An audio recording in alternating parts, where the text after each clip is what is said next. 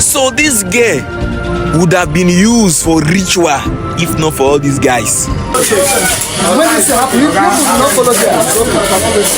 It's okay. Go inside and wear your clothes.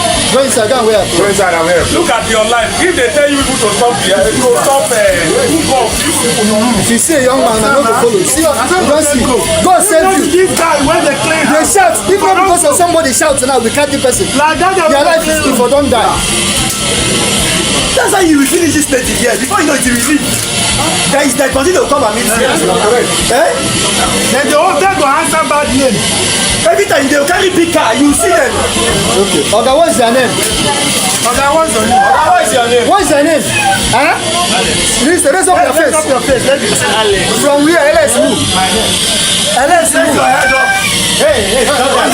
Hey, stop that. LS who? You, what's your name? What's your name? What's your name? Hello. Huh? Olivia. Hello. So for those guys who are into hook and up, please be careful. Try and desist from that business. It's not good. It's not of God though.